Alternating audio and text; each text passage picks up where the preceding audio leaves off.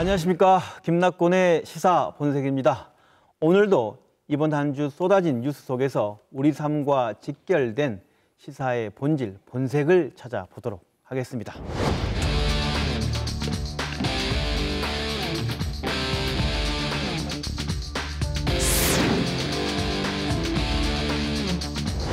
네, 김낙곤의 시사 본색. 오늘의 첫 번째 순서는 한 주의 뜨거운 이슈에 대해서 보다 명쾌하고 날카롭게 분석하는 이슈 쏴라, 이슈 저격 시간입니다.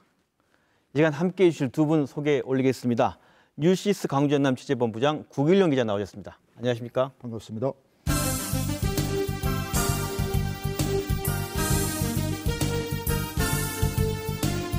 동국대 겸임 교수인 김현성 시사평론가 나오셨습니다. 네, 안녕하십니까?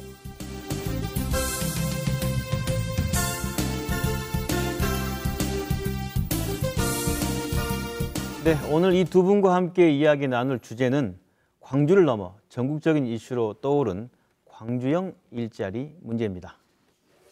자, 먼저 이 문제부터 얘기해 볼까요? 네. 지금 광주형 일자리 협상이 계속 왔다 갔다 하면서 진행됐는데 15일 시한을 넘겼어요. 그렇습니다. 어떻습니까? 지금 상황 어떻게 바라봐야 됩니까? 그렇습니다. 주요 쟁점에 대한 이견을 좁히지를 못하고 있습니다. 광주시 투자협상단 그리고 현대차가 지난 14일부터 1박 2일 동안 끝장 협상, 벼랑 끝 협상 이런 걸 진행을 했거든요. 그래서 늦어도 15일까지 데드라인을 정하고 그때까지 타결을 하겠다라고 추진을 해왔었는데 결국 그 협상 기한을 넘긴 것입니다. 그게 국회 예산심사와 관련해서 상당히 중요한 시점이었거든요.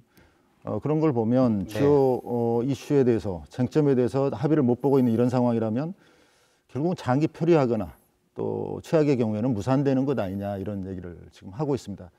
물론 광주시에서는 주말과 휴일, 오늘까지도 협상을 진행하겠다라고 하는데 그리 밝지만은 않습니다. 결국은 주요 쟁점이죠. 적정임금, 또 근로시간, 또 지속성 이런 문제들에서 의견을 좁히지를 못하고 있습니다. 말씀하신 게 15일 날이 협상 시한이었다라는 말씀은 무엇 때문에 15일 날이 협상 시한이었죠? 국회 예산심사와 맞물려 있습니다. 그때가 국회 예산결산특별위원회 예산안 조정 소위원회가 열리는 날이거든요. 잘 아시겠지만 그때 정부가 예산안을 편성해서 국회로 넘기게 되는데 그 예산안을 국회로 넘기는 시점이 그 소위원회가 열리는 시점입니다. 그러니까 내년에 예산안을 반영하기 위해서는 그 시점 이전에 합의안이 나왔어야 된다는 것이죠. 그 예산안이라는 것은 지금 정부와 여당에서 광주형 일자리를 성공시키겠다 그래가지고 SOC 인프라 그쪽에 3천억 원 정도를 투자하겠다 이런 얘기를 하고 있거든요. 사회임금이라는 얘기죠. 임대주택 또 뭐 진입도로 또 어린이집, 체육관 이런 시설에 3천억 원을 하겠다라는 건데 그걸 마중물로 해서 내년도 예산안에 100억 원 정도를 편성하겠다라는 거였거든요. 그러니까 그 100억 원 예산안이 15일 날 국회로 넘어갔어야 된다는 것이죠.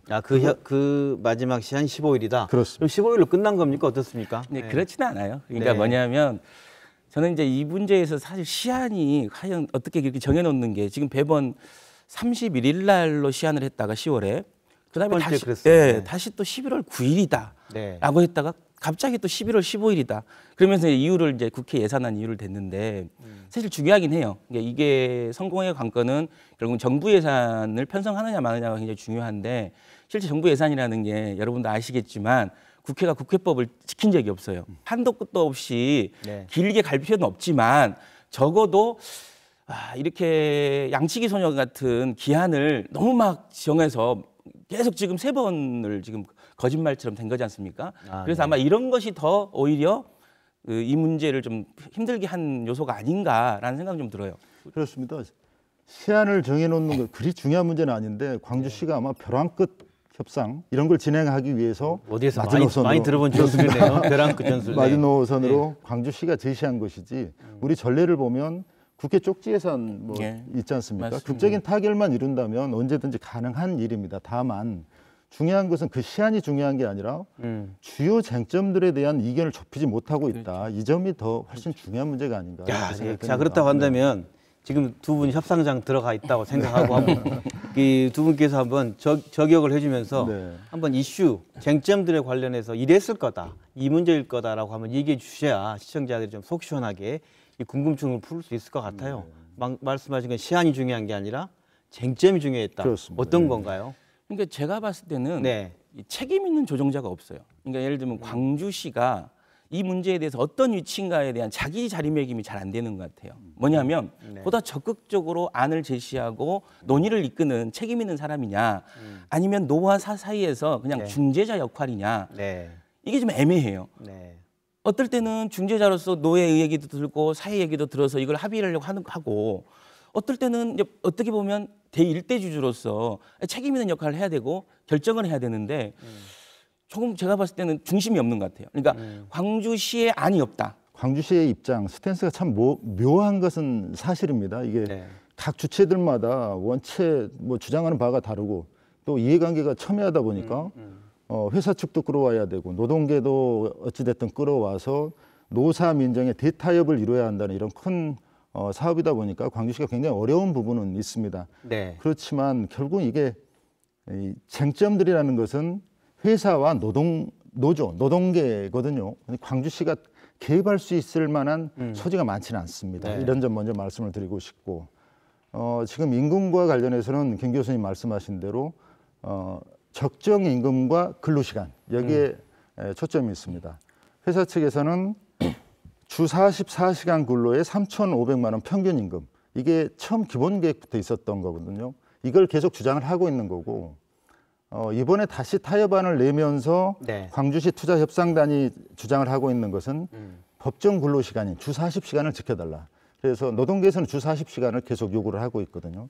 그래서 법정 근로시간 주 40시간 플러스 3,500만 원 이 안으로 하거나 아니면 주 40시간만 명시하고 네. 3,000에서 4,000까지 포괄적으로 놓고 새로 만들어질 법인에서 경영수지 분석을 통해서 그걸 결정하자 이런 안들이 서로 논의가 되고 있는 걸로 이렇게 됩니다. 그런데 그 간극을 좁히지를 못하는 것이죠. 지금 구체적으로 명시적으로 밝혀진 건 아닙니다. 이렇게 이제 추정컨대 또 관계자들한테 얘기를 들은 얘기인데 또 하나는 원론적으로 임금이라는 것은 노사 간의 결정이 되지 투자 협약 가지고 결정이 되는 게 아니거든요. 근데 이걸 가이드라인만 정하는 것이죠. 이걸 현대차가 못 받은 건가요? 어떤 거예요? 그러니까 저는 이제 예. 여기에 그 애초에 현대차와 합의했던 광주시 당국자는 좀 책임을 져야 될 부분이 있는 것 같아요. 뭐냐면 지금 현대차와 합의했던 내용 중에 5년 동안 노사관계 이 협약을 유예한다라고 한 내용이거든요.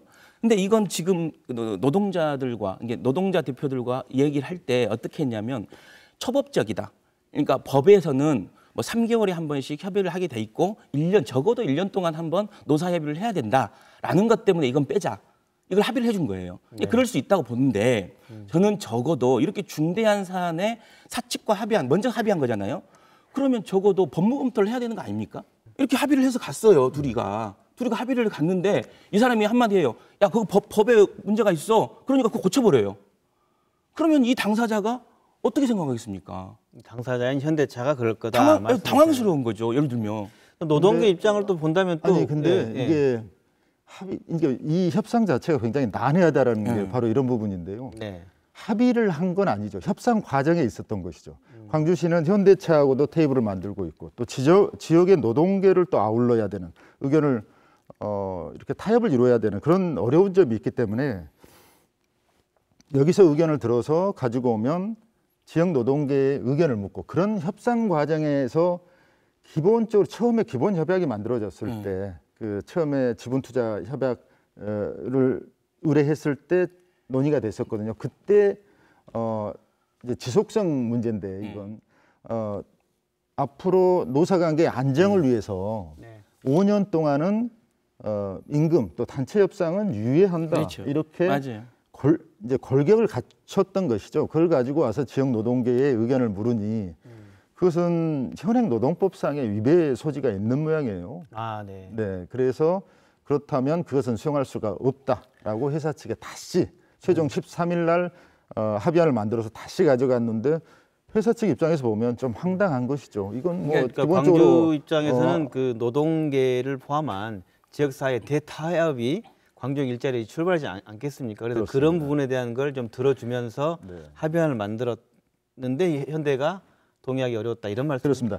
새롭게 만들어진 13일 날 합의안이 만들어진 것은 현대차 입장에서 보면 당초의 기본 협약이랄지 또 현대차와 광주시 투자협상단 간에 이루어졌던 협약안, 그러니까 광주 지역 노동계하고 합의한 것은 기본 협약안을 수정 보완한 것이거든요. 근데 그것은 회사 측에서 보면 조금 더 열악해졌다 이렇게 볼 수 있는 것이죠. 많은 것이 후퇴되어 있고 조건이 나빠져 있고 이런 속에서 수익성, 채산성이 과연 가능하겠느냐. 원래 이게 출발이 먼저 현대가 투자 의향을 뭐 6월 1일인가요? 그렇습니다. 제출했죠. 그때의 광주시와 현대차의 그때 조건은 어떤 거였습니까? 그것도 한번 얘기해 본다면. 이제 그 내용이었어요. 그러니까 현대차는 노무 리스크가 있었고 실제로 이제 사실 현대차가 아시다시피 되게 지금 어려운 상황이잖아요. 3분기에 실적이 이제 어닝 쇼크가 올 정도로 굉장히 좀 충격적인 실적을 받아들였고 그 다음에 실제로 현대차 공장이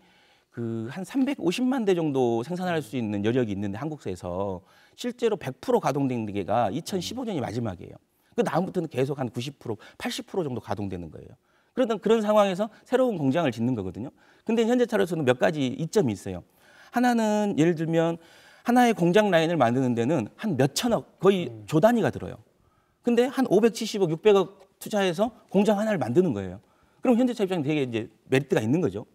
그리고 마찬가지로 현대차가 지금 그러니까 현대가 먼저 괜찮겠다 생각하고 이제 그런 여러 가지 요건 때문에 거죠? 의향서를 낸 거죠. 네네. 그러니까 저는 적어도 예를 현대자동차가 협의를 하려고 했을 때는 노조의 뜻을 좀 물어봤을 수도 있는 거잖아요. 왜냐하면 5년 동안 유예한다. 이건 내가 봐도 제가 협상장에 있었다라면 아 이거 되게 힘들 것 같은데 노조를 설득하기 힘들 것 같은데 이렇게 생각했을 거예요. 충분히. 그럼에도 불구하고 구두로든 어떤 약속을 했을 거란 말이죠. 현대차한테. 저는 그런 건 굉장히 좀 미숙했다. 광주형 일자리라는 그렇죠. 게 이게 처음 시도되는 사회적 것이고 대타협이라는 게. 네. 각 주체들이 너무 많습니다. 광주시 입장도 상당히 어려울 거예요. 그들의 의견들을 다 끌어모아서 하나의 합의. 이게 대전제가 그거거든요. 노사 민정의 대타협을 통한 사회적 합의, 사회적 대통합.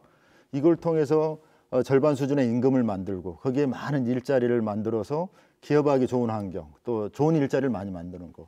그것을 확대해서 대한민국 산업 구조 전체 확산을 시키고 그렇게 되면 우리 대한민국 경제 구조의 가장 취약한 부분이라고 할 수 있는 노사관계의 이중적 구조 그런 걸 개선할 수 있겠다. 이런 큰 어떤 이슈 이렇게 그렇죠. 지향하는 바가 있습니다. 그러니까 네. 광주시가 그냥 협상만 가지고 옹색하게 여기저기 끌려다니면서 하고 있다 이렇게만 생각하면 광주시의 역할론이 좀 문제가 있어 보이지만 그런 어떤 큰 전제 어떤 국가 경제와 관련된 어떤 큰 틀에서 가고 있는 방향성을 봤을 때 광주시의 입장도 이해 못할 바는 아니다. 그런 점은 듭니다. 네, 지금 말씀 나눈다는 것은 결국 이제 이 얘기를 통해서 1박 2일간의 협상장으로 좀 들어가 보셔가지고 이랬을 거다라고 지금 얘기를 지금 양쪽의 난항은 이랬을 것이다. 왜냐하면 이 보는 시청자 입장에서는 또 여러 입장이 다를 수 있어요. 어떤 편이 노동자 입장 그리고 회사 입장 그리고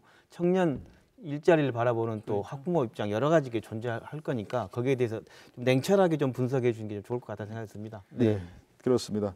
좀 전에 지속성 이 부분에만 좀 국한이 돼 있었던 부분이 있었는데 그 협상장의 분위기를 이렇게 간접적으로 들어보면 벽을 보고 얘기한다라는 그런 느낌을 받았다는 얘기들이 들려. 벽을 보고 이야기한다. 네. 그 말씀은 서로 파트너가 벽같이 느껴진다라는 것이죠. 그만큼 의견 차이가 컸다라는 그런 얘기가 되는 것이고 구체적으로 보면 지금 몇 가지 이렇게 좀 간헐적으로 얘기가 나오고 있는데 좀 정리하자면 적정 임금과 근로시간 그 한 가지가 있는 것이고 방금 말씀하신 지속성 차원에서 그 노사관계, 노사의 협약, 노사협의 이런 것들을 얼마나 유예할 수 있느냐 이런 부분이 또 하나 있는 것이고 차종과 관련해서도 또 하나가 문제가 되고 있습니다. 차종. 현대차 쪽에서는 기존의 안대로 경영 SUV 1000cc 미만급 SUV란 말은 그러니까 스포츠카. 그렇습니다. 예. 소형 경영 SUV를 10만 대 생산하겠다 이런 얘기인데 광주시 투자협상단 입장에서 보면 이걸 보다 지속 가능성을 가지려면 수소차나 전기차 같은 친환경차 생산에 대한 비전이나 앞으로의 로드맵이 제시가 돼야 된다 이런 입장을 가지고 있거든요. 크게 보면 이렇게 세 가지, 네 가지. 광주시에서 계속 두세 가지의 이견이 있다라고 하는데 지금 이 한 세 가지, 네 가지 이 틀에서 복합적으로 이견이 크다. 그리고 좁힐 수 있는 여지가 많지 않다 이렇게 보여집니다. 그러니까 현대차 노조에서 반대를 하는 이유는 그런 거죠. 여기가 모델이 돼서 잘 굴러가 버려요. 예를 들어서 지금 얘기하듯이 정말로 적은 연봉을 받고 있는 노동자들이 생산성도 높고 잘 하는 모델이 만들어지면 본인들이 이제 노사협상이나 할 때 이제 쉽게 말하면 이게 본인들 얘기가 메시지가 안 먹히는 거죠. 그러다 보니까 새로운 모델이 생기는 거에 대한 두려움이 좀 있는 거예요. 제가 봤을 때는. 원하청 관계에 대한 것도 좀 언급이 됐다라고 그러니까 하는데. 예. 11월 13일 날 그러니까 광주지역 노정 투자 유치 추진단에서 최종적으로 만든 합의안에 보면 이제 그런 부분들이 들어가 있습니다. 새롭게 원하청 관계 개선. 이게 원래 4대 원칙에 들어가 있는데 이게 좀 소홀히 해왔었던 게 사실이거든요. 노동계에서는 이게 참 중요한 문제다. 대기업이 부품업체나 하청업체의 단가를 그렇습니다. 후려쳐서 그렇습니다. 임금 격차가 큰 이 문제를 개선하자는 게 들어가 있는 거죠. 광주형 우리 이쪽 요구한 내용에는요. 그렇습니다. 이쪽 그 지역 말씀이죠? 노동계 입장에서 보면 밴드, 1, 2차 밴드, 협력업체들도 함께 가야 된다. 이런 얘기를 하는 거죠. 그래서 협력업체들의 임금 구조도 연계가 되는 그런 부분들도 있고 또 새롭게 들어간 게 뭐 동일 노동, 동일 임금 이런 부분, 근로시간 계좌제, 법정 근로시간만큼 확실하게 지키겠다. 또 동일 임금과 동일 노동, 동일 임금 기준을 세우겠다. 이렇게 새로운 몇 가지가 들어가면서 현대차 쪽에서 뭐 당황해하면서 뒤로 지금 물러나 있는 그런 그때는 상황입니다. 광주형 일자리를 추진하는 쪽에서는 아까 말씀하신 원하청 관계 개선에 관련된 문제도 큰 광주에서 할 수 있는 사회적 대타협의 내용으로 가져갔는데 현대차 입장에서는 무슨 소리냐 그랬다는 얘기인 거죠? 그러니까 우리가 협력업체 임금까지 그러면 고려를 해야 된다는 말이죠. 이건 또 재밌어요. 이 네 개의 사안 중에 원하청의 어떤 민주적인 이런 문제는 네. 다른 또 현대차 공장에서는 없는 거거든요. 예를 들면 현대차가 예를 들면 기아 이번 광주형 일자리 공장에 이 문제를 수용하게 되면 다른 6개 공장이 있지 않습니까? 또 변수가 생기는 거예요. 다른 6개 공장에 지금 본 현대차 임금 노동자들이 뭐 평균 연봉이 9천이라 그러면 원하청 노동자들은 5천, 4천도 안 되거든요. 뭐 3천도 된다. 뭐 이런 그렇죠. 2차, 3차 밴더들은. 네. 이런 상황에서 만약에 이 합의안이 수용을 하게 되면 다시 6개 공장에 영향을 미치는 거예요. 다시 또 지금의 이제 현대차 노조와의 관계에서 문제가 생기는 거예요. 이게 여러 것이 상당히 꼬여 있는 거죠 지금. 근데 그거 이제 현대차 입장에서 보는 것이고 광주형 일자리라는 게 그렇습니다. 이게 노사 민정의 대타협을 통한 네. 좋은 일자리 창출, 일하기 좋은 환경, 좋은 일자리 창출. 이걸 통해서 노사 상생의 미래 새로운 모델을 만들어보자 이런 큰 틀이 있습니다. 그렇기 때문에 4대 원칙이 만들어진 거였거든요. 적정 임금, 적정 근로시간. 원하청 관계 개선 거기도 4대 원칙에 들어가 있습니다. 이제 노사 간의 책임 경영 이렇게 4가지인데 그렇기 때문에 새로운 형태의 광주형 일자리, 노사 민정의 대타협을 통한 일자리를 만들어 보자라는 게 문재인 정부의 100대 국정과제고 광주시의 제1호 정책이고 그런 취지에서 이 4대 원칙이 만들어진 것이지 기업 입장에서만 보면 맞습니다. 그러니까 원하청 관계 개선이 왜 들어가는 거야 이렇게 보는 거죠. 앵커님이 이제 협상장이라고 생각하고 네, 해보자 네. 그래서 네, 네, 여러분 네. 협상장에서 분명히 현대자동차 입장에서는 그런 난색을 표했을 네. 거예요. 왜냐하면 이게 다른 공장에 또 영향을 미치는 거죠. 이게 기준이 만들어지면 결국은 다른 공장. 예를 들면 노무 문제나 지금 이 문제는 현차에 유리한 거고 원하청 문제는 현차에 불리한 거예요. 근데 현차에 유리한 건 더 불리하게 수정돼서 온 거고 원하청 문제는 그대로 새로 들어온 거잖아요. 예, 그러다 보니까 현대자동차 입장에서는 굉장히 난감할 수 있겠다. 그 협상장에서 그런 문제 제기를 할 수 있었겠다는 생각을. 실은 지금 이 협상 논의가 자꾸 임금에 머물러 있다 보니까 방금 원하청 관계 개선도 그렇지 않습니까? 중요한 문제인데도 처음에는 논의조차 안 되다가 지금 뒤늦게 들어간 거예요. 이 협상이 재밌는 게 임금 수준에 계속 논의가 머무르다 보니까 보다 중요한 문제들이 많이 남아 있습니다. 근데 그런 것은 확장이 안 되는 거예요. 이를테면 앞으로의 투자 합작법인의 형태는 어떻게 갈 것인지, 그렇죠. 수익성은 어떻게 낼 것인지, 지속성은 어떻게 할 것인지. 지금 어려운 자동차 시장에서 이게 계속적으로 수익성을 담보할 수 있는 것이 굉장히 어려운 문제거든요. 광주시 입장에서는 590억 원이라는 막대한 세금을 투입해서 만든 회사인데 그럼 계속 수익성을 유지할 수 있느냐. 이런 부분도 시민들의 세금인데. 그렇다고 한다면 과연 이것은 타결이 불가능한 내용인 건가? 현대는 말 그대로 정말 다 불리한 게임만 지금 하고 있는 건가를 한번 얘기해 봐서 협상이 타결될 여지 어떤 부분들이 된다고 한다면 이런 얘기를 해본다면 어떤 얘기를 할 수 있을까요? 현대차 입장에서 보면 아마 이게 되는 것도 수익성 측면에서는 부담이 크지만 타결이 안 됐을 때도 큰 부담을 가지고 있을 겁니다. 아마 문재인 정부에서 정책 1호로 지금 밀고 있고 그렇죠. 또 당정청이 이렇게 하나가 돼서 지원하는 사업도 드문 일이거든요. 야당까지도 그렇죠. 지원하고 있죠. 야당까지. 네. 이런 사업이 있었는가 싶어요. 야당도 전혀 이견이 없습니다. 취지가 좋기 때문에, 당위성이 좋기 때문에 그런 사업들을 현대차가 외면하고 무시하고 수익성만 앞세워서 거부했다, 이런 모양새로 갈 수 있거든요. 현대차 입장에서는 굉장히 부담스러운 일이죠. 현대차와 지금 현 정부가 풀어야 할 어떤 이슈들도 몇 가지가 있는 걸로 알고 있습니다. 글로벌 무슨 센터랄지. 근데 현대차 입장에서는 이 정부가 이렇게 강하게 밀어붙이고 있는 사업을 그냥 외면만 할 수는 없는 사안이거든요. 그래서 어찌됐든 타결까지는 아니더라도 이 협상을 좀 더 끌어가지 않겠느냐, 이런 예상을 합니다. 쭉 끌어가다가 방금 말씀 여기서 나눈 그런 이슈들에 대한 어떤 의견차를 좁힐 수 있다면 극적인 타결도 가능은 하겠다, 이런 생각을 하는데 모르겠습니다. 논의가 계속 여기서 머무르면 안 되겠지만 결국 그 쟁점들을 좁히지 못한다면 서로의 입장차가 너무 크기 때문에 그렇게 낙관만은, 장담만은 할 수는 없는 그런 상황이 아닌가, 이렇게 보입니다. 네네. 지금 어찌됐든 큰 대의 명분이 걸려 있는 문제거든요. 광주형 일자리는. 그러니까 이제 전국 이슈가 됐지 않습니까? 국가적 이슈가 됐고 둘 다 안 되면 안 될 정도로 예, 명분은 지금 쌓여있다, 굉장히 그죠? 지금 국민들 모두가 굉장히 주목하고 있고 특히 광주 시민들은 뭐 고등학생들까지 무슨 성명을 발표할 정도였다면서요. 네. 그 정도로 굉장한 이슈가 돼 있기 때문에 다 부담스러울 거예요. 지금 민주노총이 이렇게 빠르게 움직이고 있거든요. 민주노총이나 현대자동차 노조가 뭐 성명서를 내기도 하고 이제 겁박만 하는 건 아니에요. 파업하겠다 겁박만 하는 게 아니라 실제 성명을 보면 상당히 뭔가 논리적으로 이제 설득을 하려고 여론전이 펼쳐진 거죠. 그러니까 누구 때문에 이게 안 됐다라고 이 얘기 듣기는 싫은 거예요. 그러니까 예를 들면 민주노총이나 현대자동차도 마찬가지, 노조도 마찬가지고 광주 지역의 노동계도 마찬가지고 현대자동차 입장에서도 마찬가지고 광주시 입장에서도 마찬가지고 정부 입장에서도 마찬가지고 지금 굉장한 여론전이 됐는데 저는 개인적으로 이건 일괄 타결할 수 없는 거냐.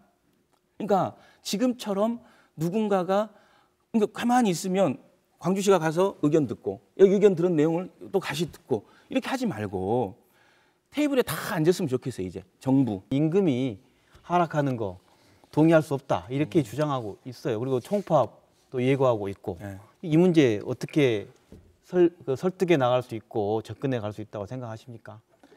간극이 너무 큽니다. 네. 정부나 광주시는 이건 좋은 일자리다라고 하는데 노조의 입장은 나쁜 일자리다라는 것이거든요. 그렇죠. 절반, 반값 수준의 임금으로 많은 일자리를 만든다. 이것은 결국은 임금 수준의 하향 평준화를 가져와서 또 다른 지역의 일자리를 뺏어오는 그런 결과를 낳을 것이다, 이렇게 노조에서는 근본적으로 보고 있습니다. 또 현대차 노조는 2014년도에 현대자동차가 강남에 있는 한전 부지를 매입을 합니다. 그렇죠. 네, 10조 550억 원을 들여서 매입을 했는데 그러면서 상당히 리스크가 커졌다, 이런 얘기를 하고 이게 광주형 일자리 투자를 하게 되면 한전 부지 매입 사태의 재판이 될 거다. 제2의 한전 부지가 된다, 이렇게 주장을 하고 있습니다. 결국은 노조 입장에서는 광주형 일자리에 대해서 근본적인 반대를 하고 있는 것 같아요. 그래서 총파업 불사까지 했고 또 그게 확산이 돼서 같은 민주노총의 주력인 기아차 노조도 합류하겠다, 이렇게 진행이 된 상황이라 노조와 타협을 하기는 쉽지는 않습니다. 군산시의 예를 한번 들어보면은요. 군산시가 지금 GM이 빠져나가면서 상당히 어려운 상황이지 않습니까? 고용 여건이나 경제 상황이 굉장히 어려운데 군산시의 입장은 절반, 반값 공장이 아니라 그 이하 수준이라도 자동차 공장 생산 라인만 들어온다면 적극 나서겠다, 이런 얘기를 하고 있습니다. 네네. 아마 현대차 쪽에도 그런 입장을 전달했다라는 얘기도 있어요. 물론 확인은 할 수는 없는 부분입니다만은 그런 상황이 돼 있는데 지금 5대 자동차 업계, 완성차 업계의 평균 임금이 9,213만 원 정도 됩니다. 노조 측은 그 이하로 가게 되면 힘들다라고 보고 있는 것이죠, 근본적으로. 그런 상황이라면 이 간극을 어떤 수치, 계수를 좀 바꿔서 어떤 타협점을 찾고 이런 게 가능할까 하는 생각이 들어요. 네, 그러니까 울산이나 이런 곳에서 이 나쁜 일자리가 규정한 확산되는 것을 막겠다 하면서 굉장히 극렬히 반대하고 있죠. 지금 어찌됐든 광주형 일자리 정도라도 광주형 일자리라도 생겨야 지금 한국 사회가 안고 있는 고실업 문제, 일자리 문제에 대한 돌파구가 만들어질 수 있다라는 정말 많은 분들의 여망이 담겨 있어요. 저는 이게 사실 잘 안 됐을 때 그 실망감이나 광주 지역이 안고 있을 이렇게 어떤 우울감이 빠질 수 있을 것 같다는 생각이 들더라고요. 저는 개인적으로 너무 이 부분에 집중을 한 거죠. 그러니까 저는 이게 본질을 다 해결할 수 있는 문제 해결의 키다라고 보지는 않지만 이미 사회적으로 인식상에 상징화돼 버린 거죠. 이 광주형 일자리가 상당히 지금의 문제를 돌파할 수 있는 해결책이다라는 걸로 여도, 야도, 정부도 상당히 주목하고 있는 거죠. 그렇다면 이게 사실 그 누가 정말로 이번에 진정성을 가지고 있느냐, 그리고 누가 책임감이 이게 가장 누가 더 데미지를 많이 입을 것이냐라고 보면 저는 정부나 광주시라고 저는 개인적으로 봐요. 지금 문재인 정부가 이렇게 줄여가고 있는 것도 지금 대한민국이 안고 있는 최악의 고용 상황, 이게 지금 작용을 하고 있는 거거든요. 일자리 정책을 내놨는데 실제 고용은 굉장히 어렵습니다. 19년 만에 실업자 수가 제일 많다, 가장 많다, 이런 지금 통계도 나와 있어요. 이런 상황을 타개하기 위해서는 반값 임금에 일자리를 좀 많이 늘려서 좋은 일자리를 만들고, 정말 일자리가 없어서 허덕이고 있는 많은 청년들을 위해서 그런 자리를 만들어주자는 것이죠. 그리고 그런 반값 일자리가 만들어지게 되면 그게 다른 산업계로 확산이 되고 다른 지역, 광주가 아닌 뭐 그렇습니다. 울산형 일자리, 군산형 일자리 이런 게 만들어져서 국내 산업, 국내 경제 구조 자체가 나아지게 되면 지금 노조 측이 주장하고 있는 그런 뭐 임금 부분, 그보다는 훨씬 더 얻게 되는 사회적 비용이 있지 않겠느냐, 이런 측면에서 한번 접근을 하고 보다 대승적인 그런 결정을 한번 하면 어쩌겠느냐. 회사 측에 나는 한번 이런 얘기도 하고 싶어요. 지금 앉아서 주판으로 수익성만을 따지는 게, 물론 기업의 뭐 기본 뭐 이윤 추구죠. 이윤 추구고 수익성이고 채산성이고, 그렇죠. 네. 그걸 탓할 수는 없습니다. 다만 그렇죠. 네. 거기에 플러스 진짜 국내 경제 대기업으로서, 국내 굴지의 대기업으로서 그런 판단을 처음 현대차가 이 사업에 호응을 했던 이유도 아마 그런 책무, 대기업으로서의 어떤 사회적 책무도 있었을 겁니다. 그런다면 그런 것들을 한번 고려해 볼 필요가 있지 않느냐. 지금 이게 밤값 임금이라는 말이 저는 굉장히 노동계를 자극했을 거다라는 생각은 들어요. 왜냐하면 그 자체가 그동안 노동계가 굉장히 많이 받고 있으면서 뭔가 호의호식을 누린 것처럼. 그러니까 지금 보면 우리가 비교를 삼는 9천만 원이라는 평균 임금이라는 게 이게 평균 임금이에요. 근데 과연 지금 우리가 3,500, 4,000은 초임 임금이잖아요. 그러니까 비교도 되게 다른 거예요. 근데 처음부터 이게 무슨 성과를 저는 극대화하기 위해서 썼는지 어째서 그 프레임을 썼는지는 잘 모르겠어요. 근데 이 문제가 노동사회를 굉장히 자극한 건 사실이에요. 굳이 그렇게까지 할 필요 없었거든요. 왜냐하면 실제로 비교해 보면 현대자동차 초임은 한 4천만 원 초대예요. 초임으로. 그럼 만약에 이게 3,500만 원, 4천만 원이 초임이다라 그러면 그렇게 차이가 나는 임금은 아니에요. 예를 들면 독일의 슈투트가르트 사례도 한 20% 정도를 낮춘 거거든요. 그러니까 20%, 30%만 낮춰도 상당히 의미 있는 결과가 되거든요. 근데 그걸 반값 임금이라고 규정 지을 필요가 있었냐라는 굳이라는 그런 거. 자극하지 말자. 실은 반값이 아니라, 반값에 대해서 교수님 상당히 좀 이건 용어 자체가 좀 수정돼야 된다라고 했는데, 자극적이죠, 사실. 실은 그 반값이 아니라 그 반값 이하로 내려와도 일자리를 얻지 못하는 사람들, 맞습니다. 그런 미스매치가 맞습니다. 있는 맞아요. 겁니다. 그게 이제 우리 노사관계 이중적 구조로 가는 그런 상황인데, 그들에게도 조금 초점이 맞춰져야 된다. 반값 이하로 가더라도 나에게는 일자리가 필요하다. 또 우리 미래 청년들 자꾸 되풀이됩니다만, 지역에 어떤 정서가 있냐면 이 광주형 일자리가 만약 무산된다면 그건 이거죠. 현대차 정도의 대기업이 투자를 포기한다면 앞으로 과연 어떤 기업이 광주에 올 것이냐. 그래서 더 성사시켜야 된다. 이런 절박함이 있습니다. 그건 현대차에 대한 믿음도 있는 것이죠. 그런데 현대차가 지금까지 보여준 건 과연 그런 지역민들의 기대에 부합하느냐, 이런 생각이 들어요. 실은 진짜 지역민들이 현대차 나자빠지면 앞으로 어떤 기업이 오겠어? 또 정부와 여야가 어떻게 지금처럼 밀어주겠어? 이런 정서가 있거든요. 그런다면 현대차가 정말 대한민국의 대표 기업, 글로벌 대표 기업으로서 어떤 책무를 좀 더 할 필요가 있다, 이런 생각입니다. 이번에 잘 한다면 현대차 하면서 보이지 않는 어떤 성과도 현대차가 거둘 수 있을 거다. 맞습니다. 네. 만약 이게 광주형 일자리 무산되면 지역 내에서 현대차에 대한 브랜드 이미지는 많이 떨어질 거라고 불매운동 나올 수도 있을 것 같아요. 제 느낌이. 근데 예를 들면 저는 이제 이런 얘기 마지막 짧게 하고 싶은 게 뭐냐면, 이게 사과 안에 있는 씨앗은 셀 수가 있는데 이 씨앗 안에 몇 개의 사과가 열릴지는 셀 수가 없는 거예요. 그러니까 가능성에 투자하는 것도 기업이다. 그러니까 예를 들면 눈에 보이는 사과만 보고 투자하는 게 아니라 눈에 보이지 않는 사과를 보고 투자하는 이 가능성에 투자하는 현대차의 적극적인 뭐 입장 개진 이런 걸 좀 촉구합니다.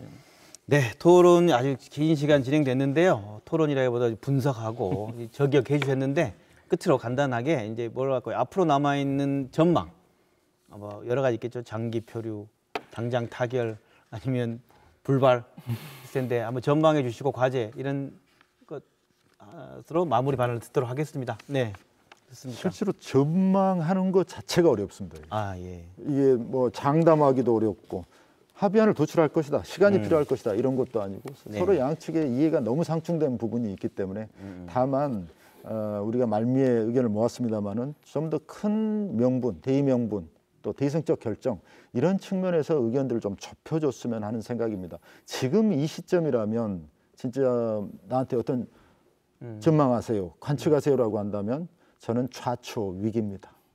어렵다고 봅니다. 위기. 지금 상황이라면. 오늘의 사자성어는 자초 위기. 우리 김현성 교수님 어떻습니까? 그러니까 이성적인 전망을 하라 그러면 사실 쉽진 않은 것 같아요. 왜냐하면 현차 입장에서 여기에 들어올 만한 이제 명분도 많이 사라졌고 이걸 안 해도 되는 또 이유도 생겨버린 거예요. 노조 문제라는 이게 약간 이유가 생겨버린 거거든요. 네네. 그래서 사실 냉정하게 보면 이성적으로만 보면 사실 한 가능성이 너무 많이 떨어졌다. 말씀대로 이제 좌초위기까지 갈 정도로 결국은 그렇게 됐지만 이 바램, 희망으로 이제 내가 전망을 하면 이제 끝날 때까지 끝나는 것이 아니다. 이것을 외면하는 어떤 주체도 국민의 비난에서 피해갈 수 없을 것이다. 마음속에 촛불을 둘 수 있어요. 네, 고맙습니다. 지금까지 어려움을 겪고 있는 광주형 일자리 문제에 대해서 이슈 두 명사수를 모시고 이슈 저격 시간을 가져봤습니다. 김낙곤의 시사본색은 광주형 일자리 문제를 끝까지 따라붙고 추적하도록 하겠습니다. 고맙습니다. 네, 감사합니다.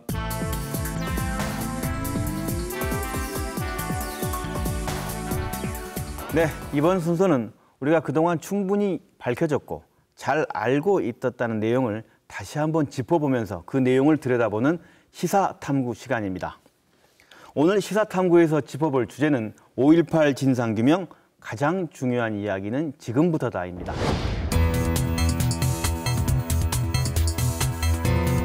무고한 여성분들께 말로 다할 수 없는 깊은 상처와 고통을 드린 점에 대해 정부와 군을 대표하여 머리 숙여 사죄의 말씀을 드립니다.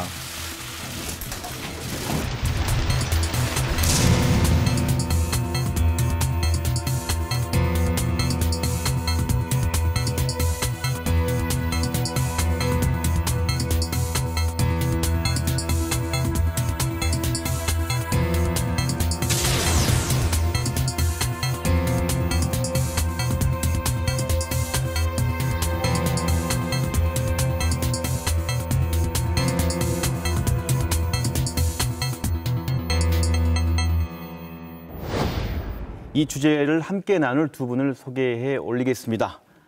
민주평화당 최고위원이시죠. 최경환 의원님 나오셨습니다. 네, 안녕하세요. 최경환입니다. 네, 안녕하십니까.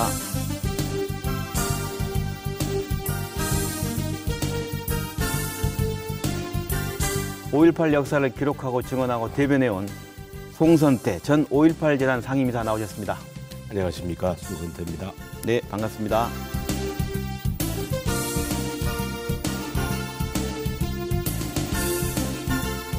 (5.18) 또 다시 왜 (5.18) 이야기냐 이런 생각을 가진 시청자분들이 많으실 것 같다는 생각이 듭니다.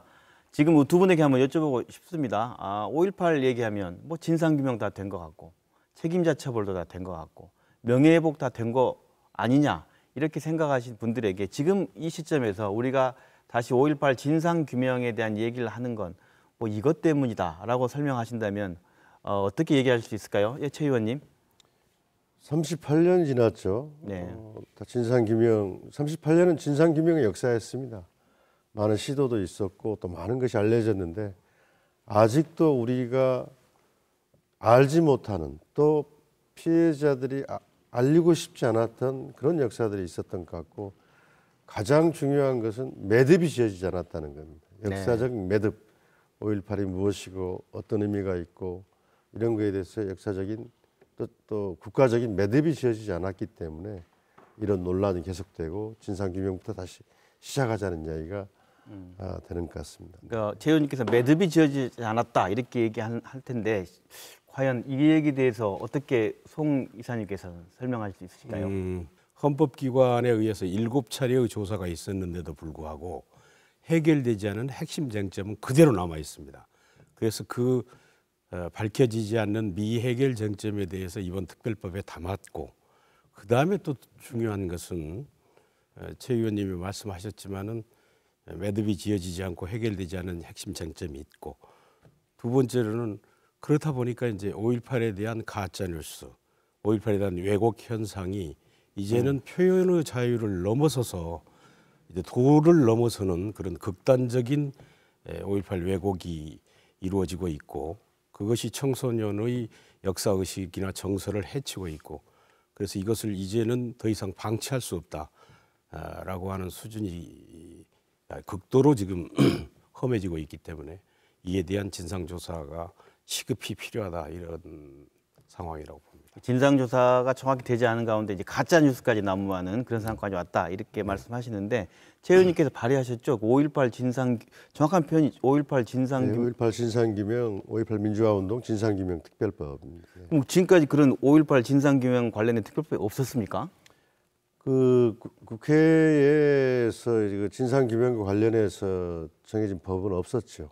그러니까 청문회 말씀하신 대로 청문회나 정부 조사나 네. 또 법원의 재판이나 이런 걸로 해서 여러 가지 사실들이 확인되고 했었는데 그런 그 진상규명을 하는 국가적으로 하는 법적 절차는 진행되지 않았던 거고.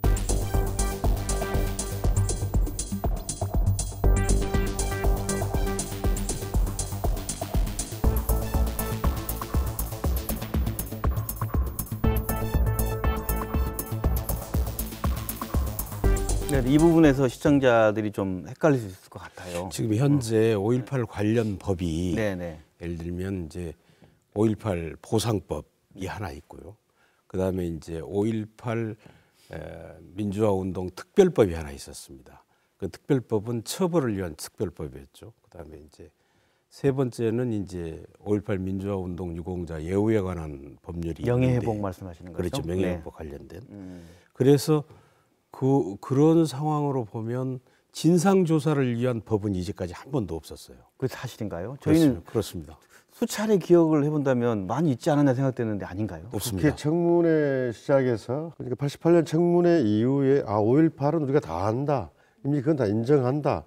보상까지 되고 정부에서도 선양하는 사업으로 되고 공원이 만들어지고 기념식을 하고 네. 다 규명된 걸로 생각을 했었던 거예요. 진실이 다 드러난 걸로 보는 거죠. 네. 그 과정에서 헬기 출격 의혹 또 여러 가지 최근에 성폭행 의혹까지 또 이런 것들이 나오고 또 여러 가지 5.11 연구회나 왜곡 조직들이 있었던 상황들 네. 또 안매장 의혹 밝혀지지 않은 것들 거기에다가 이제 가짜 뉴스들 이러면서 밝혀야 할 의혹들이 과제들이 이렇게 많이 불어나게 된 것입니다.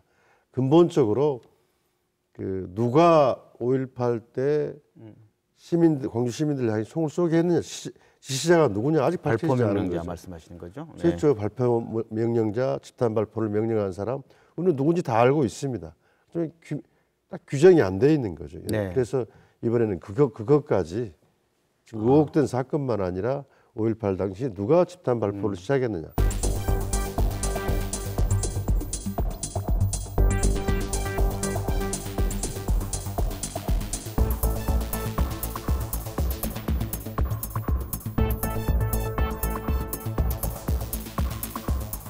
이제까지 30년간의 5.18 진상규명의 역사는 정치적 해결과 금전적 보상에 급급해 왔다고 볼 수 있습니다. 네. 따라서 세계적인 그 중대 인권 침해 사건의 모델이라고 할 수 있는 광주 모델, 진상규명, 책임자 처벌, 정당한 배상, 명예회복, 기념사업이라고 하는 이 5단계의 제일 첫 단추인 진상규명을 하지 않은 채 네. 또는 미흡한 채 네. 다음 단계로 이행이 됐기 때문에 많은 것들이 어긋나 있는 거죠. 진실을 먼저 알아야 예. 그리고 용서하고 화해하고 명예회복하고 보상일 텐데 우리는 말씀 들어보니까 거꾸로 됐네요. 명예회복과 보상 그리고 처벌, 분노에 대한 처벌이 먼저 이루어지고 난 다음에 진실은 아직까지 뭔지 모르는. 그래서 이게 지금 처음이자 마지막 기회이다라고 두 분이 말씀하신 것 같아요. 한 이 얘기를 한번 해보겠죠. 우리가 정말 5.18에 대해서 광주 시민이 다 알고 있는가에 대한 얘기 중에 하나가 5.18과 관련된 성폭행 관련된 부분이에요. 우리 시민들은 그런 일이 있었겠거니 생각하면서 잘 들여다보지 않았어요. 그런데 사실상 보면 상당 부분 5.18의 그 무게에 가려져서 성폭행 부분이 밑에 가라앉아 있고 진실이 아직 규명되지 않은 거 아닙니까? 어떻습니까? 이번에 정부에 조사할 때 정부 조사관들이 나와서 좀 만나자 그러면은 이제 가족들이 있고 다 생활하고 있는데 네. 왜 또 그 38년 전에 일 끄집어내냐? 조용히 살고 싶다. 네. 내가 사귀면서 살고 싶다. 그런 분들은 그래도 이야기를 해주시는 분이에요. 네. 승려가 돼버렸구나. 제가 좀 아는 분은 외국에 간 사람도 있습니다. 외국에서 안 돌아온 사람도 있습니다. 그리고 또 정신적 질환들을 앓고 이런 몇 개월에 또 죽고 돌아가시고 자살을 하고 또 가족이 풍비박산되고 하는 이런 것들이 많은데 네. 워낙 치욕적인 일이고 그래서 피해자들이 드러내지 않았고 우리들도 그걸 적극적으로 드러내려고 하는데 좀 노력이 부족했다. 주저하고 네. 저희도 근데 그랬죠. 최근에 이제 미투 운동이 전 세계적으로 불어와고 한국도 이렇게 확산이 됐지 않습니까? 그게 일정한 계기가 됐던 것 같아요. 이번 정부 조사가 대단히 의미가 있어요. 그리고 많이 앞으로 진상조사위원회 활동하는데 방향을 제시해 준 측면이 있습니다. 그러니까 피해 유형이 두 가지입니다. 5월 18일부터 21일까지 시민군이 조직되기 이전에, 즉 계엄군이 광주 시내를 장악하고 있을 때에 군 주둔지에 따라서 그 성폭행이 발생합니다. 네. 그렇군요. 우리가 5월의 노래에 이런 게 있지 않습니까? 5월의 노래 방송에 적합할지 모르겠는데 노래 가사니까요. 네. 두부처럼 잘 이어진 어여쁜 너의 젖가슴 이런 노래가 있습니다. 이게 사실이었다는 거예요. 이미 우리는 또 그 증언도 있고 알고 있었습니다. 왜 쏘았지, 왜 찔렀지, 트럭에 싣고 어딜 갔지. 그걸 규명하자는 거거든요.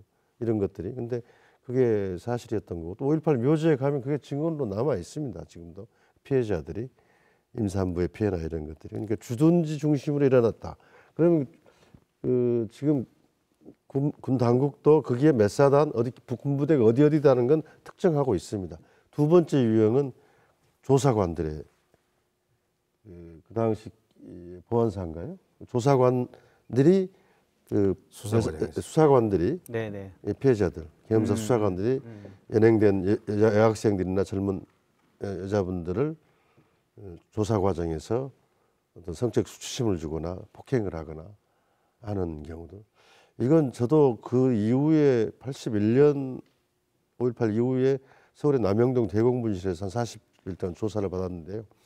같이 끌려온 여학생들이 받은 피해를 목격한 적이 있습니다. 네. 충분히 그 당시에서는 그런 행위들을 하고도 남는다. 정경두 국방부 장관이 사과를 했어요. 성폭행과 관련해서 지난번에 국방부 장관이 두 번째죠. 헬기 사격 사과, 또 한나라의 국방부 장관이 두 번째 사과했는데, 그렇다면 이 진실 규명을 위해서 지금 현재 진상규명특별법에서 어떤 것들이 이루어져서 이 진상규명에 다가설 수 있는 건지, 과거와 다른 것, 어떤 특별법에 어떤 내용이 지금 이 부분을 보완해서 진실규명에 다가설 수 있는지를 설명해 주신다면. 해당 사안의 조사 결과 사실이 충분히 인정이 되고 범죄 혐의가 분명하다고 했을 때에는 검찰총장에게 그분들의 기소를 요청할 수 있고, 검찰총장에 기소를 요청한다. 네. 그다음에 이제 만약 군인 신분일 경우에는 해당 참모총장이나 국방부 장관에게 처벌을 요구할 수 있도록 돼 있고요.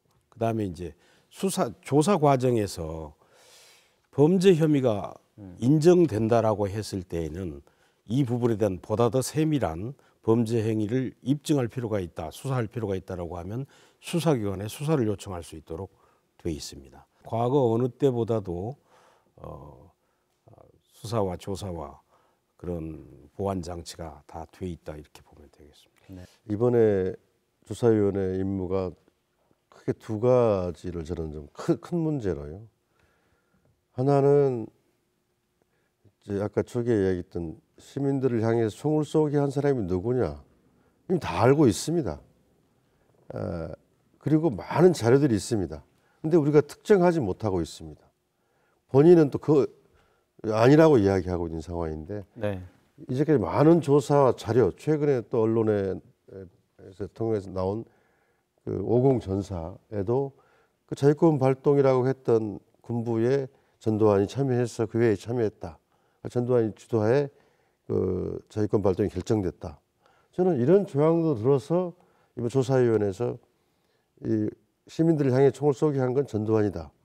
이걸 딱 규정을 해줘야 됩니다. 두 번째는요. 4.3 항쟁이 있습니다. 제주 4.3 항쟁. 네. 거기는 국무총리실에서 조사를 해가지고 국가가 공인한 보고서가 나왔습니다. 이번 5.18 진상규명위원회에서도 조사 결과를 만들어서 국회와 대통령에게 보고하도록 되어 있는데 그게 정식 보고서입니다. 그러니까 그것은 앞으로 5.18과 관련한 모든 소송과 재판의 기준이 됩니다. 4.3 항쟁도 네. 그 보고서가 기준이 되고 있거든요. 또 앞으로 우리가 초등학교, 고등학교 이런 국정교과서의 서술 기준이 됩니다. 그 보고서가요. 그런 점, 그래서 법적 논란이나 법적 시비들을 막을 수 있는 기준을 만들어 놓는 거죠. 그래서 이 보고서를 만드는 일, 이게 아주 중요하다고 생각합니다. 논란의 여지가 없는 진실에 관련된 보고서가 그렇습니다. 필요해. 네. 그걸 근거로 네. 그 다음을 얘기할 수 있다. 앞으로 이제 과제를 얘기하도록 하죠. 네. 현재 지금 한 60일 넘었나요? 이게 지금 법이 시행된지 예, 여전히 지금 예. 구성되고 있지 9월 않습니다. 14일. 9월 24일부터 지금 시행이 되고 있는데 네. 위원회가 구성이 안 되고 있습니다. 그 문제에 대해서 지금 국회에 계시니까 예. 시청자 여러분에게 지금 어떻게 되고 앞으로 전망이랄까요? 뭐가 예, 필요하다는 이제 법 얘기를. 시행이 이제 9월 24일이니까 이렇게 오랫동안 구성이 못 되고 있는데요. 이유는 자유한국당 때문입니다. 위원회는 9명으로 구성이 되도록 되어 있는데요. 국회의장이 한 분을 추천하고 국회의장. 예. 다음에 여당 더불어민주당이 4명을 추천하고 네. 그리고 다른 야당과 교섭단체와 비교섭단체에서 4명을 추천하도록 되어 있는데 3명이 안 돼 있는 겁니다. 그래서 자유한국당 측에서는 지금 뭐 결론부터 말씀드리면 지금 공모 절차에 들어갔습니다. 위원들을 당시 추천위원회에서 추천했는데 추천을 하려고 하는 사람이 없어요. 그러니까 엉뚱한 5.18 혹은 특수군 개입설을 주장한 지만원이라는 사람이 내가 하겠다 그러니까 고민이 빠진 거예요. 네. 김성태 지만원 사태가 그죠. 예, 네. 일부 한국당의 그 군 출신 의원들이 몇 분들은 지만원 시켜보자. 5.18 특수군 의혹 있지 않냐. 이런 이야기를 하고 김성태 대표나 좀 온건 합리적인 이런 한국당의 이런 분들은 김성태는 자기 주장 많은 사람이고 엉뚱한 이야기를 하는 사람이니까 네. 안 된다 하고 있어서 가지고 지금 상황이 이러고 있는데 어떻게 돼요? 언제까지 이렇게 가는 겁니까 지금 저는 현재? 이제 시한이 없는 거예요? 아니 지금 시한은 넘어버렸는데 네. 올해 내에는 출범해야 되는데 이게 지금 계속 한국당이 매일 거의 촉구를 하는 편입니다. 빨리 하라, 빨리 해달라고 하는데 지금 얼마나 공모에 응하려고 하는 사람이 있을지 모르겠습니다. 지금. 자유한국당이 그 위원 구성에 합의를 하고 출범을 본격적으로 하게 된다면 지금 말씀하신 그 조항 항목들에 대한 조사가 진정으로 이루어져 가지고 그게 말씀하신 백서나 문서화 된다면 그걸 토대로 진실 논란은 가라앉게 된다. 이게 지금 우리 위원회라든가 이 법의 마지막 목적인가요? 어떻습니까? 그렇습니다. 왜냐하면 세계적으로 보더라도 과거에 이제 이행기 정의를 밝히려고 하는 권위주의 정부나 독재 정부나 인권 탄압 사례를 조사한 16개의 조사 보고서는 국가조사 보고서였습니다. 그게 다 공개돼 있는데 우리도 이제 그 보고서를 통해서 5.18에 대한 정사화하는 거죠. 정사로 이제 바로 잡는 거고요. 이제 차제에 제가 말씀드리고 싶은 것은 그 조사를 위해서는 절대적으로 출동 군인과 가해자의 양심 선언이 필요해서 이분들에 대한 법적 장치는 예를 들면 이제 가명이라든지 사면 요청을 할 수 있도록 이번 특별법에 돼 있습니다. 적극적으로 진상조사에 협조하고 진실을 말할 경우에 사면을 정부에 요청할 수 있도록 돼 있고요. 또한 지금 입을 다물고 있고 노세에 가고 있지만은 광주의 진실을 알고 있는 당시 투입 장사병들이 양심선언을 할 수 있도록 진실 말하기 운동을 전국적으로 전개를 해줄 것을 요청하고 있습니다. 그래서 이제 광주에 대해서 광주에 와서 했던 일들을 이제 역사협회 또 조사위원회에 이렇게 양심 고백을 할 수 있도록 하는 그런 사회적 분위기를 만드는 것도 굉장히 중요하다고 생각합니다. 네, 의원님께서. 예, 저는 이번에 5.18 특별법 진상규명 특별법을 제정 발의하면서 이게 그래도 여야 합의로 통과될 수 있었던 힘이 어디에 있었는가.